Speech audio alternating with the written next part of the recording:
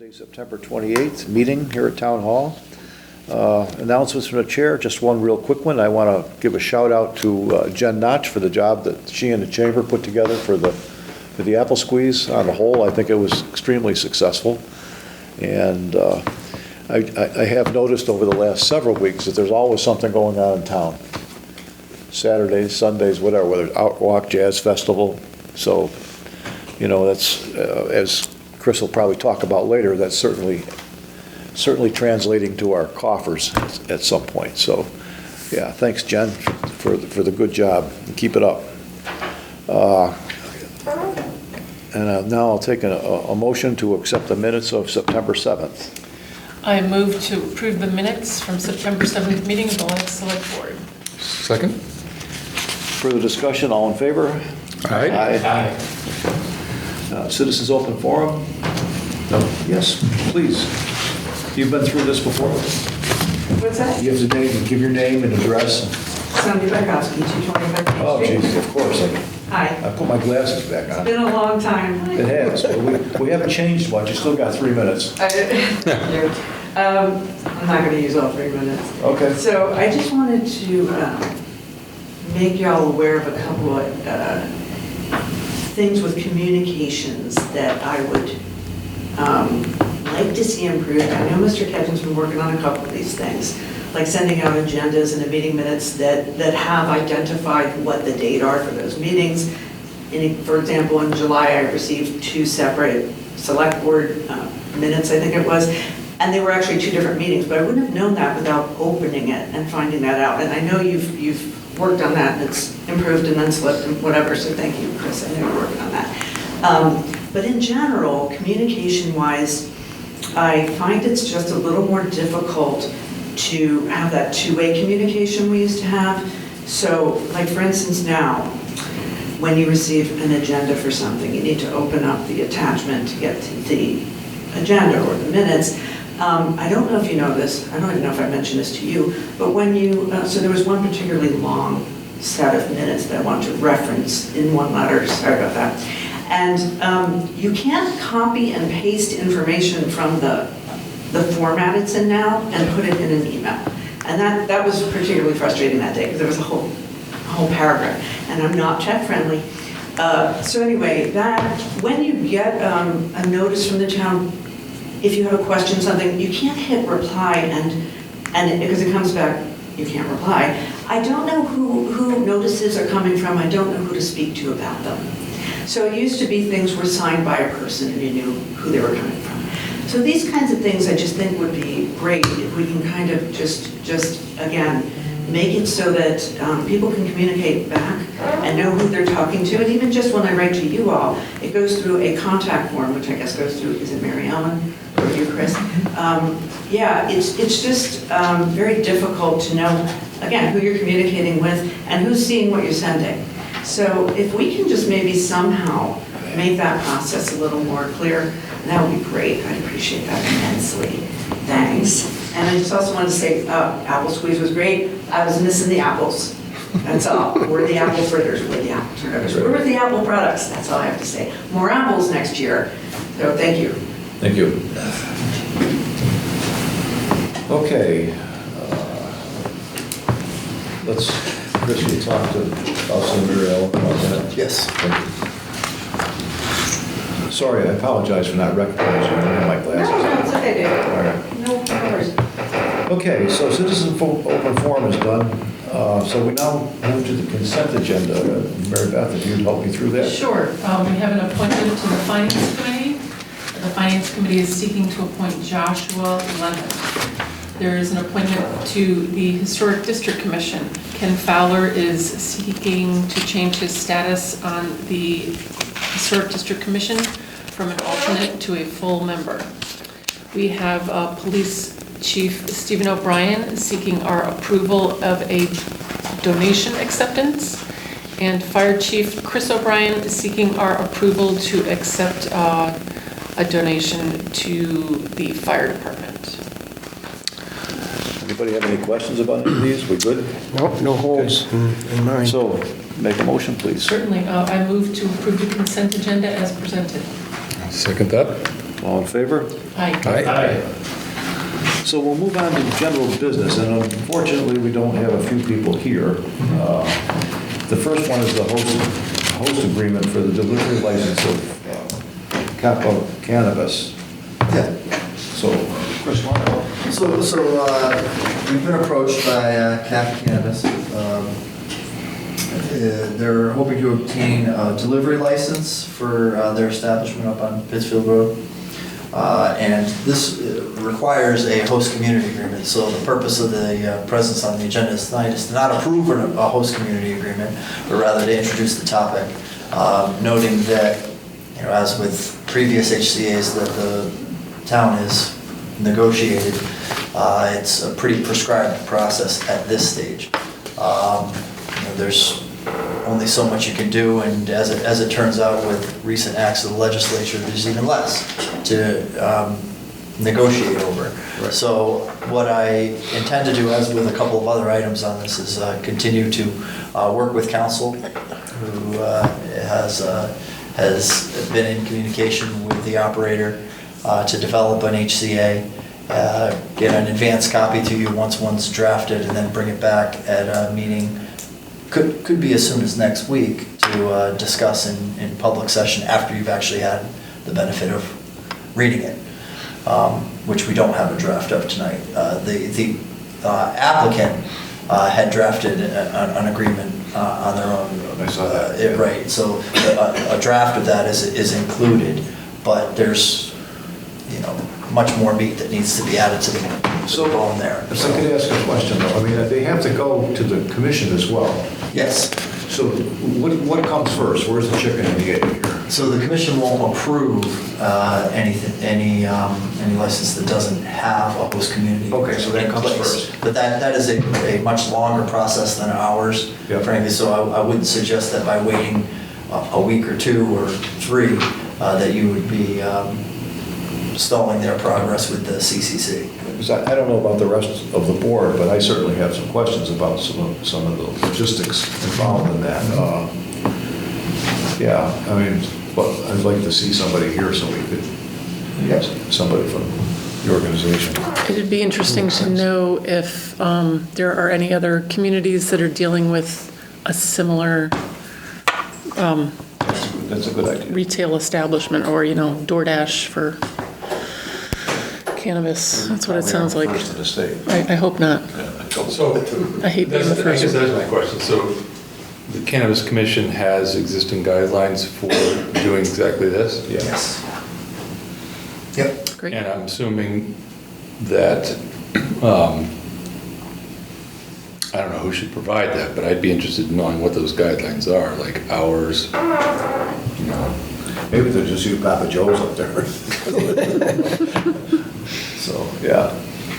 I know, there's a lot of questions. You're right. We've got some. The Cannabis Control Commission has a real good website. They explain things very well on it. So I bet any answers, you know, be worth looking at that. Okay. I think that sounds fine. Yeah. This is the first in the area that I know of that's asking to do this, so I would hope that the applicant would appear before us and explain what they think happens. Exactly. I'd like to hear from them and not read the Cannabis Commission's website on whatever controls are in place for hours, the age checks, all the things that I'm assuming are part of operating a retail store. How do they happen when you're delivering? And they've indicated that they're happy to do that when something more substantive than what we have right now is drafted for you. That's fine. I didn't even know this was a concept. I didn't know there Yeah, was such a neither thing, did I. so. I didn't either. So we wanted to introduce it as a concept tonight and try and get you something more substantial to review and take some of the input that you've already provided, which we will like to follow see the up on. applicant and their attorney. Yeah. Talk about the legalities of it the next time when if they expect us to do something for them, okay? Yep. All right. Understood. Anything else? All right. Next is the discussion and possible action on the DPW union contract, and So, unfortunately. yeah, so we Yesterday, after actually last night, the DPW membership approved the agreement that was reached by the two negotiating teams. So myself, our HR director Lindsay Broom, Superintendent Gopp, Charlie Brown, Mary Ellen from our office, as well as Scott Forbes, Scott Jarvis, and Brian Donovan from the Teamsters. The agreement is for a 3-year contract. Year 1, 3% on wages, 2.25% in year 2, 2.25% in year 3. So we're in the process now that all those terms have been agreed to. We're in the process of developing a final contract document for you to approve at a subsequent meeting. It wasn't pulled together between last night and this afternoon, and even if it was, I wouldn't ask you to approve it without reading it first. So we'll prepare that, but the union has agreed to what the two negotiating teams were able to finalize in good faith at the bargaining table. We're happy and pleased with the final product. So we'll get that into contract form and have that ready for your approval. But again, introducing that topic tonight for action at a subsequent meeting. Okay, all right, so, yeah. We'll talk about that a little later because we're probably going to have another meeting soon. Yeah, next week probably. Yeah. Okay, the long-awaited purchase and sales agreement for the mow. So that should also be ready for, Lee is hoping to have a final draft and vote on it on Tuesday night. Okay. And we would be ready to, I'm sorry, let me back up. This is the disposition of the portion of Edith Wharton Park with the former cottage on it that's the towns have owned jointly for some year and has deteriorated over time due to lack of occupancy, among other things. And town meeting voted to approve our disposition of that property a year and several months ago. Right. The purchase and sale agreement is in its final stages of drafting. Again, hopefully ready for the Tuesday night selectmen's meeting in Lee, and then action by Lenox at some point after that as well. Okay, so we'll hold our questions, but we shouldn't have any questions. I haven't been through this. We do it We do it a lot, yeah. We're fine with it. We're on Chris, board. There doesn't need to be any town meeting warrant for this, right? Nope, they've already done this. authorized the selectmen to dispose of the property. Yeah. Just the wheels of the state take care of it. Bless you. Okay. 14 months exactly. Sell a house. Sell a house. Give a house away. Okay, so now we're going to move into the meat of the meeting here a little bit. We're going to try to get a little bit of discussion going on our special town meeting coming up, and I'll ask Chris to guide us through that. Sure. So staff is prepared for the board to consider a draft warrant, emphasis on draft, consisting of 10 articles. I can walk you through the draft if you like. A lot of what's here has been discussed conceptually before, but this is the first time you've seen it in sort of fashion. I'm sorry. Oh, no apologies necessary. I'm in trouble. Can you quickly remind us of the 21 days that it has to be prepared in advance? 14 days in advance of the date, which I also would like to discuss with the board in light of the upcoming election. Possibly showing some flexibility on the date. But we can talk about that in a minute. Article 1 is the standard authorization for the moderator to declare a 2/3 vote. Article 2, this would be a topic that will be on the PBC's agenda related to authorizing construction of the wastewater treatment plant. You'll recall that town meeting has voted design funds for the plant. We're also anticipating substantial federal grant money, hopefully, to fund the town's portion. However, in order to apply to those programs, the federal government wants to see it full faith and support in the form of an appropriation from the town first, before they'll consider a grant application. So they don't want communities just fishing for money and then deciding how much they're not going to build. They want to see a commitment to a project on the front end.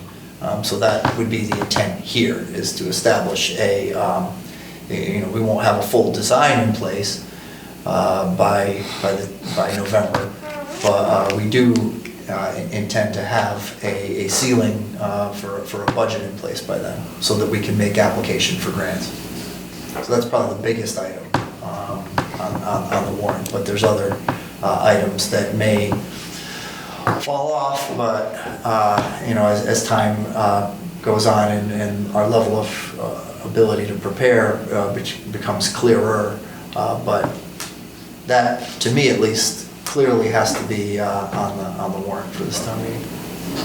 Okay, so I'll pause there, and in case there's any follow-up on that item. It's more or less the driving force behind the meeting itself. We're meeting after this, talk more. Right. I know we have a estimated cost that will be presented.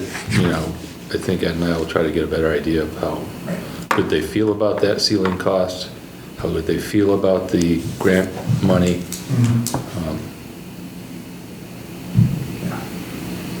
We met with Dave Prickett was it 2 weeks ago? Last week or 2 weeks ago? End of last week. It went over some real preliminary design things, and they have enough information there where they can try and get us a decent estimate, feet of pipe and concrete and blah, blah, blah. Yep. So they can, they won't be a design, but it'll be enough of a thing to get hopefully a decent number. And by we, you guys are referring to the permanent building committee? Yes, I'm sorry, yeah. That's okay. Yeah. I just figured I'd throw it out there. Yeah. Right, so the appropriation would be to the permanent building committee, which under our bylaws would execute the project. All right, Article 3 is a lot of these are placeholders. I think Article 3 would fall into that category as well. This is if there's an estimate for construction ready or any other action we would want to take on the sawmill site for public safety building and related communications infrastructure and reimbursement to various funds for purchase of the property and change in use. There's a placeholder article in the draft warrant that would accomplish some of those things. So, not saying that we would be ready to do that, but we're holding that place here in case we're able to be. All right. I understand. I think I jumped ahead here. Chris? Yes. So I understand the placeholder nature. Does anyone feel this warrants any discussion whether we want to tackle these two things at the same town meeting, or whether they should be, not at the same town meeting? It's the opposite of the same, so, I think staggered. I think they should be. I mean, that's my off-the-cuff feeling, because one goes with the other. It's very true. We've got to get the land before we can build. Oh, no, I'm sorry. I mean wastewater and public safety. I'm sorry, I misheard you. Okay. It's two huge numbers. It is. Amounts of money. It's not going to get any smaller if we wait to do town meetings. And I feel if we're ready to go, I'd go. I'd go. That's my Absolutely, feeling. absolutely. If we're ready. If we're ready, yeah. As I say all the time, we don't want to go in half-baked. We've got to have our act together. And, yeah, there's a lot to do between now and then. Right. especially since we just finished the site assessment of the property, Yeah. and, which indicates that it can be done there, but there's a million little details, 2 million little details have to be put together. Right. Better to get on the details now. Hmm. I mean, we did do a feasibility study 4 years ago on this public safety facility, so, Right, it's not gonna get any cheaper to build, Right. so, No. precisely. next. Okay. So Article 4 in the same category as Article 3 would be accomplishing the land transfer portion of the public safety project. You know, those are purchased with CPA funds, you know, and it stands to reason that that fund would be reimbursed the cost of the property. Can I ask a question? This is off the wall question on that, but the public safety building's only going to be using a couple of acres, maybe, let's say 4 or 5 acres that we carve out. Couldn't we just turn the rest of it into land? I mean, undevelopable land, and put it in our land bank or something with the CPC? Reimburse them certainly for what we're taking out of this, but then they can take from one pot to another if they have to, Yep. out of the acquisition of land, and take that and put it into permanent easement or permanent conservation. I think the way you accomplish that is by taking the whole property for general municipal purposes. And that gives you the flexibility to go in one direction or another.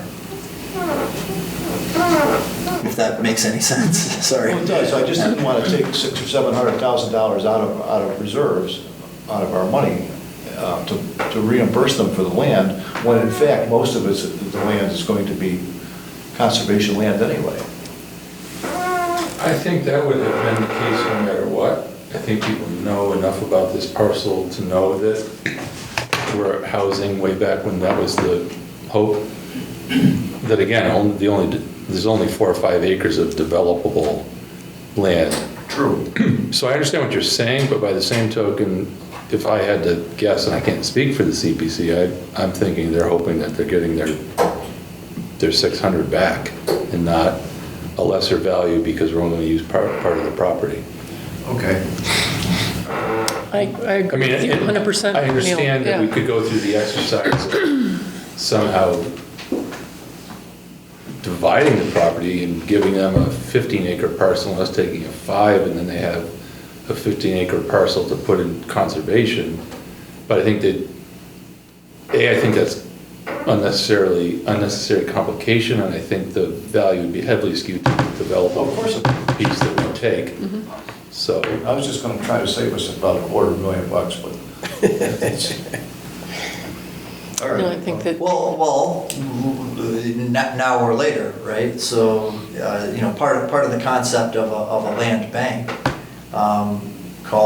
would argue for designating the entire site for general municipal purposes, and then as time went on, Right. and you found yourself in a situation where you had to repurpose land in other places, Right. you would want to be able to move that land into conservation over time, thereby forestalling the need to acquire more land to meet the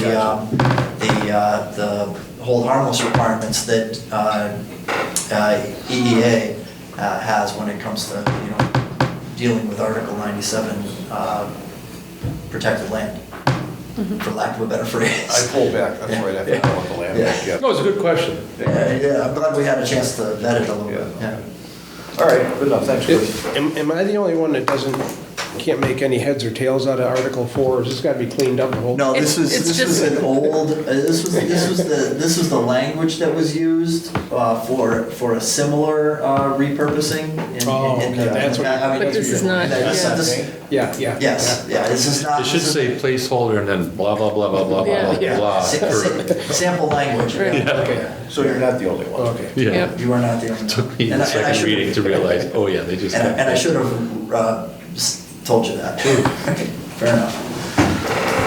Okay, Okay, so Article 5, so this is the staff's good faith proposal to codify in a form familiar to our general bylaws the citizens petition that was submitted last spring for we called it the puppy mill bylaw. This, I think, adds a section 10 to Article 12, which is the chapter within our bylaws that deals with dogs. And this takes the concept intent of the citizens petition from last spring and puts it into language that is more familiar to our general bylaws. Okay. Okay. Article 6. So staff has been getting a fair number of, I hesitate to call them complaints, but complaints about construction hours and refuse collection in residential neighborhoods. This is a draft bylaw that lifts substantially from other communities, many of which are in the eastern portion of the state, that would help to establish and clearly state in our bylaws that which is currently silent, which would be, construction in a residential neighborhood can't begin before 7, needs to end by 8. Special consideration given to weekends and holidays. There's a fine regime that would have to be put in place. We'd have to assign enforcement. In this draft, it's the police department. Doesn't necessarily have to be.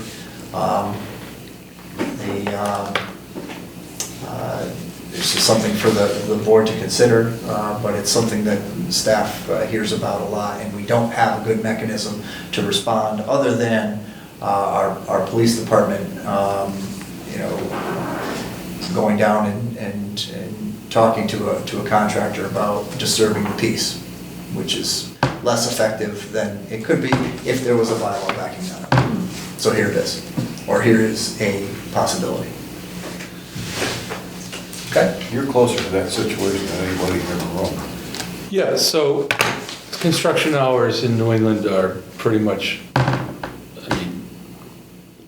there's outliers, landscapers work as many hours as there are sun and things like that, but, road construction, house construction, whatever, everyone starts at 7 and finishes at 3:30 generally, unless it's overtime days like paving and things like that, where you, again, are working the length of the day. I think you need some specificity in here because that's standard practice. It's adopting DOT standards and other things, but I think you need something more specific than noise associated with construction activities, because start time is 7 a.m., but all contractors are generally allowed to start their equipment and be able to conduct work at 7 a.m. It doesn't mean everyone's standing there with a coffee in their hand at 7 a.m. and then starts. So I wouldn't want folks to construe that a vehicle has started or an excavator has started. It's not working, so it's not revving high or anything like that, but Yeah. at 6:45 thinking that's construction. No, that's good. I mean, in fact, you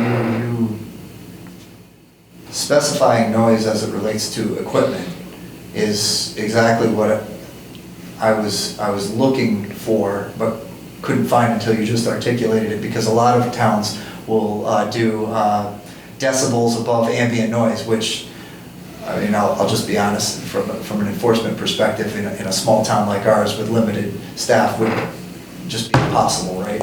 So I think you just hit on Lenox's solution for that, specifying equipment-related noise. So that's helpful. I don't know if that's broad enough. Okay.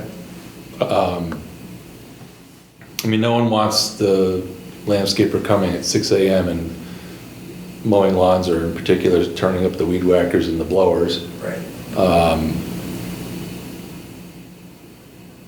Trying to think of other things. There, like the culvert up on East Street not long ago, last year, well, was it last year, 2 years ago?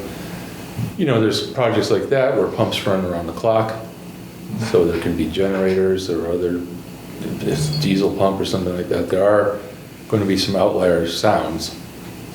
But There probably has to be something for emergencies, things come up, emergencies and/or work permitted to be run around the clock Yeah. for necessity. Right. And who's the authority on this? I mean, who?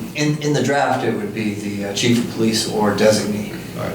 But So again, it doesn't have to be that way. if it were an emergency, they could talk to the chief and simply say, I've got to run a pump. You know, over the night, I've got to get this cleaned out because it's an emergency or something. Or we could establish a process for special dispensation through, say, the Board of Selectmen. Yeah. Or some other appropriate person. I think that sounds right. And I Yeah. do think you're going to run into the need to define nuisance noise. Yeah. You don't want to make it so broad that, anybody doing anything constitutes noise. To me, I don't like it.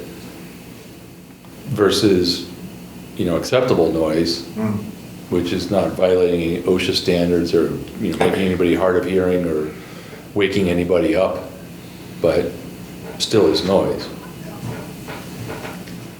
I agree with that, and I appreciate the board's guidance on that. We're attempting to put something that staff can enforce on our books, because we currently don't have any tools to work with at all. And not even things that allow us to exercise much of our own discretion, which we'd like to think we apply judiciously, but perhaps not always. So this is helpful. I mean, we'll take another swing at it. Council's reviewing this as well, so they'll undoubtedly have some additional thoughts to add, because they usually do. Okay. Quick question, sorry. Did you say garbage pickup is included in that? It's Great. In the draft, yeah. Thank It you. doesn't, I'm not sure it'll stay there, but it's there now. Thank you. Okay. Article 7 is a placeholder with no language at the moment. The planning board is continuing to deliberate over a cell tower antenna zoning bylaw. Article 7 would be a place, at least in the staff's version of the draft, where that could be placed if the planning board or other body wanted to get an article onto the warrant to deal with cellular communication. Yeah, I think we should talk about this a little bit. Increasingly, as recently as Apple Squeeze, sadly. As recently as today, for me, You this know, afternoon, I was trying to make phone calls, and I couldn't get a phone call out at 3 o'clock this afternoon from my house on my cell phone. Well, I think we're all experiencing issues like that, and that's why we've got this here, so. right, so, I'll say the same phrase that I said, I don't know, 6 months ago or whatever. I mean, I understand that there are a very vocal but seemingly isolated group of folks that are, desperately opposed to cell towers of any form. But I feel like cell service, provision of cell, not the service itself, provision of the ability to have cell service is more or less a town obligation, just like having paved roads and snow cleared and, an operating school and other things. And, I mean, we're getting to the point where, we're hearing regularly from, members of the chamber that they can't conduct their business. They've moved to, paperless menus with COVID, but they can't get anyone to open the menu with their phone. Tanglewood, obviously, with the ticketing snafus that happened at Bonnie Raitt and other concerts, what happened at Apple Squeeze. So I'm saying all this because I think we've kind of heard, well, we're working on it, but I feel like we should, to the extent possible, maybe we draft an email with if we're all in agreement, to the planning board and say, you know, we'd really like to see a article this fall, not wait till spring, regarding cell. We've been given some draft language that was adopted by Lee that could be an interim fix that helps some of the problem, and Yeah, I think we don't control the planning board, so I'm not trying to suggest that we tell them what to do. But perhaps we could speak with them or Tell them we'd like to endorse a cell tower. Well, I think that they'd like to just have our support, that they're working Yeah. on something that no matter what they're working on, they definitely have our support with regard to improving cell service in town, because it's impacting public safety. It's impacting the ability to pick up a phone and call the police department, call the fire department if someone's fallen, in the village. You need an ambulance. This summer, I could not make a phone call between the hours of 9:30 and 3:30 unless I was in Pittsfield, because there was no way to get any access to the service. So it's a matter of public safety at this point, and we're doing ourselves a serious disservice by not having something. the planning board's clearly on board that it is, and I think they're working on it and all of that. I just think that I guess the point of my comments in summary is that I think we'd like to get this on the fall special town meeting. Absolutely. As a warrant article instead of waiting till spring, and if they need, further endorsement from us, or if they want to take a look at the alternate language that we've seen from Lee, whatever it is that we can do to help.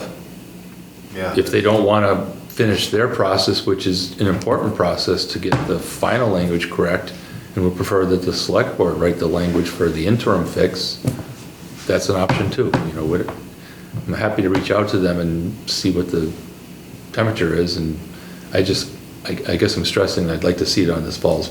Yeah, we all would. Yeah, I concur. Okay. Yeah, even a temporary fix, a fix is better than nothing. We can't go on forever and ever looking for the perfect plan, I don't think. No. We need to just get something temporary, work on that, expand on that next year, the year after, whenever you can, but it's gotta get done. As Mary Beth said, to me, it's not about whether you can open your menu. Okay, it's about calling for help if you need help. 911. Everybody just lives by cell phone, it's just landline, so. Well, we certainly have the support of the business community as well. Yes. Well, we probably have support of the entire town. Yeah, Let alone the absolutely. business community. Yeah, that's true. I can't think of anybody that says our cell service is too good, we don't need it that good. Yeah, it's a problem. Okay. Okay. Great. So again, Article 8 would be the appropriation for road work. Superintendent Gopp and I have been talking, and it's our aspiration to repave the lower section of Housatonic Street in the spring and get the bids out in the winter to schedule that work ahead of the paving season. We'd like to include a lot of things as part of that project, but understanding that costs have escalated, not just in recent years, but in recent months, in fact.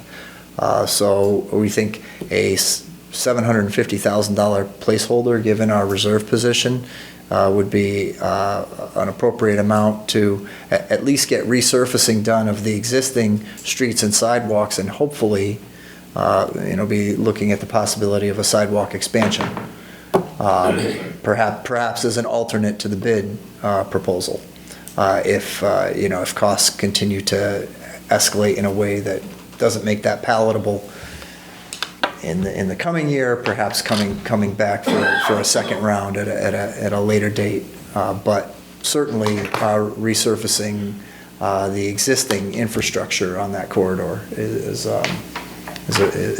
what staff is recommending to the board at this time. Okay, thank you. Okay.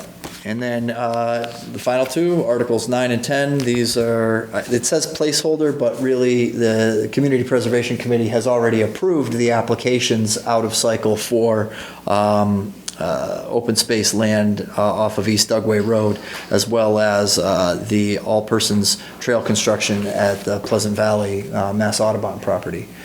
So those would be two separate warrant articles that we could take up at the end. So I realize it says placeholder here, but really that's, It's been approved. it's been but- approved, Mary Beth, right?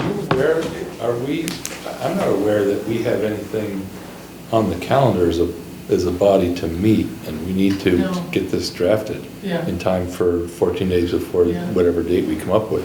I would presume so, yeah. I mean, I'm hoping that the language is straightforward enough for what was decided with the votes that happened at the last CPC meeting, that staff can just write up what those two warrant articles would be, you know, based on what the general CPC articles look like in the spring. So I don't think it should take too much time. But presumably, yes, we can get Gwen or staff to draft them, but presumably the CPC is going to want to meet to at least say, yes, we endorse it. Yeah, do they usually do that? I mean, I honestly. I'm afraid I'm not remembering. Yeah, I honestly- Remember, these were off cycle, Right. so I don't remember this situation for November. I do know they voted to accept each We did. article. And knowing that this was going to be put in place so that they could go on the town meeting warrant coming in November. So as far as I can recall, just attending the meeting, everything was approved, it's all in the minutes, and I think it's just a matter of staff writing up the articles. I can touch base with Gwen on that. Okay. She might tell me, I got this, I'll write it, it's already been endorsed by the, Powers that be. I know that a draft exists and has been endorsed by town council. Whether or not that requires a subsequent vote of the committee before it goes to the voters, that I'll leave up to you all. I'm pretty sure it's been voted on and everybody's good with it. Yeah. yeah, we did. Okay. Yeah.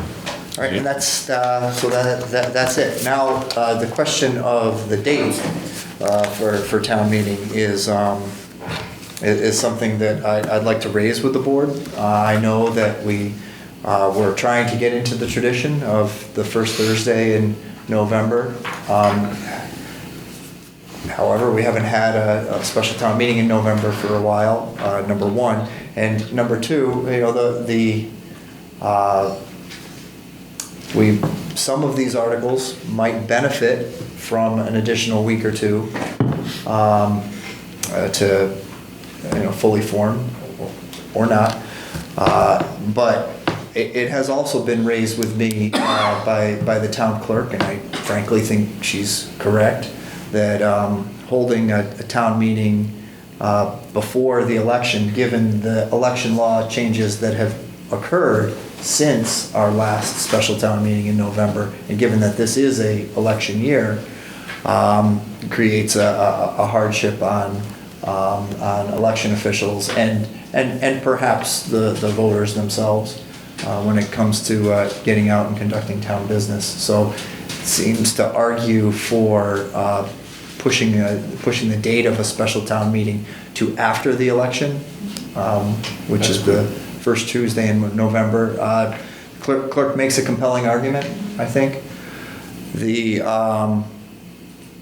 An alternative date for use of the Duffin would be November 17th, which would neither interfere with the election earlier in the month, nor would it interfere with the Shakespeare Fall Festival, nor would it interfere with Veterans Day, which would be on the Friday after a November 10th meeting, which would be the second Thursday in November. So a third Thursday in November might be something that the board, you don't have to decide tonight, but it might be something that you could consider.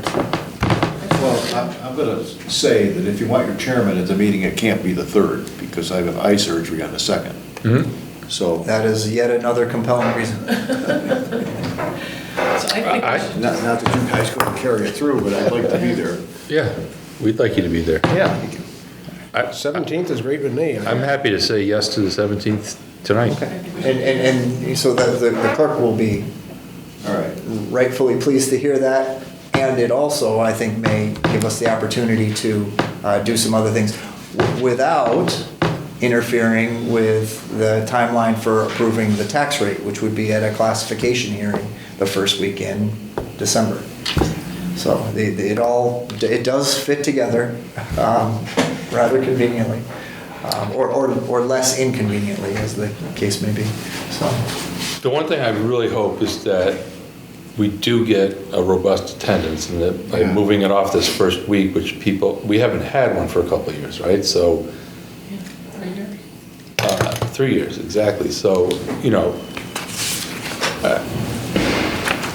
I don't think anybody's accustomed. I don't think anyone, I'm talking myself out of what I was about to say. I don't think anyone's like, what's happening? We've only been It's supposed to be doing the this for first about Thursday. 6 Yeah. years, and we missed 3 Right. of them, so. Actually, this warrant has more substance, I think, in a lot of ways than some of our May warrants. I mean, this is a big deal. We got to. This is a big This is big. warrant. This is important, which is why, I don't want I want the attendance to be robust enough that Yeah. it feels like it's the will of the town and not like we had in June when we had 60 or less people and, Right. But I do think that, yes, I think we can push people to, encourage them to come Yeah. to this thing. I think it's a good time too, because that'll be the week before Thanksgiving. People are generally around. Yeah, I know. I think it's a good time. Yeah, I think it's great. sounds good. okay, thank you for that. I appreciate your indulgence. Sonia had one, I'm going to allow you to speak quickly. Yeah, okay, thank you. So my question is, so we had the town meeting in May. We had a special town meeting, I believe Mr. Kitchen talked about special tax rates and things again then. And I believe Neil pointed out, I wasn't able to attend that. I always come to town meetings. I wasn't able to attend. I'm working like everybody else. This is really hard in the summertime to do 80% of my business in that part of the year. So I'm just wondering, I remember a time we only had the May meeting and we didn't have special town meetings. One of the issues I have with the special town meeting is I believe only 1% of the town is required to pass something as opposed to 4%. Another thing is I had asked about getting an article put on a special town meeting, what the process is. Mr. Ketchen said, well, it's usually 10 signatures. For a special town meeting, because it's not identified in our bylaws, it's 90. It would be 90. I would like to see that easier if we're going to have more than one town meeting a year, special town meetings. I would like to at least see a notice sent out to people in town saying, if you have a citizen's petition you'd like to put on, here's the process and here are the deadlines, and give them at least, say, a reasonable amount of time, like maybe a month, to get something together they may want to submit. Okay. Thank you. Can I just respond to that? You may. It's a good point, It is a because I good think point. we were, for a long time, we were having special town meetings, and not willy-nilly, but all of a sudden something would come up. Let's have one on September 3rd. Let's have one on November 19th. And we looked at it and said, this isn't right, because special town meetings, in my opinion, I was never a big fan of special town meetings because you pack the house. And so we were trying to get, not to say we have 2 town meetings a year, but our special town meeting is going to be in November. Why not two town meetings? I don't know, I wouldn't mind that, to be honest with you, but. May I? I mean, we've been doing So, There's a good answer here. That's true. among the reasons for making more regular a fall meeting was some conversations Chris and I had years ago, which is by the fall, he understands his free cash position and things that he might want to do. And I had explained to him that waiting until spring to spend money on paving projects, waterway projects, other types of capital projects is pretty much too late to get competitive costs from contractors because they're all booked for the next year if you wait till May. So that's not the only reason, but among the chief reasons for the big expenditures, whether it's on roads or whatever, we wanted to talk about them in the fall because we would know our free cash position and be able to know what we could afford, but advertise them in the fall so that contractors would be still Available. hungry for work and available for work the following construction season.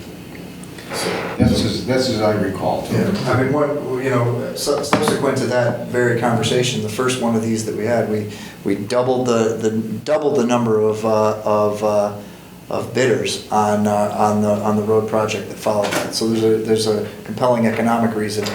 Now, there are towns that we don't have this, but there are towns that codify a spring and a fall town meeting. You know, state law tends to require some form of annual town meeting in the spring. Our special act and our bylaws called for that to be the first Monday in, the first Thursday in May. Could be the second Thursday in May, or some other date. That's what ours says. Similarly, when we get back to the special act review committee's recommendations, which were forestalled because of COVID, that's certainly something that we should look to codify so that it is, stated clearly and becomes a regular certainty. You're talking about 2 meetings, Yeah. regular meetings. 2 regular. Can you add it to this article? No. We thought about taking up the special act review committee's recommendations at this meeting. There was so much that you all recommended 3 years ago that the board has not revisited. We need some more time, yeah, to go through all of that, yeah. Okay. Thank you for your input. Yeah. Yep. All right, so now we're going to, first of all, does anybody else have anything they want to talk about tonight before we go into executive session? No, I'm good. Okay. So, that being said, I think we'll take a motion to go into it. Sure. I move that the board convene an executive session to discuss strategy with respect to negotiating an interest in real property and collective bargaining with the Massachusetts Coalition of Police. Can you And also this- indicate that we won't return? The chair needs to indicate that. Okay, and it's a roll call. And it's a roll call vote. Yeah, go ahead, Dale. You're good? Oh, okay. We're good? Yeah, we're good. Okay, Dave, you just need to state that we won't be returning. We won't be returning, and I want to also state that we tentatively have a meeting for next week. Yeah. Okay, so we have a next meeting, let's talk about that. Was this time okay? Did you have any conflicts? Great. All right. Next week is, October, if we could by any chance. Oh, is you want to push it to Week 7? back to 7, if we're not PBCing Yeah, next we week, can- that would we be can do great. that. but- I could do that. Yep. We'll get something out. Okay. Great, so I think you need a roll call vote on the motion. All right, Okay, roll call vote on this motion. Neil Maximilian, aye. Ed Lane, aye? Dave Roach, aye. Mary Beth Metz, aye. Or actually, Okay.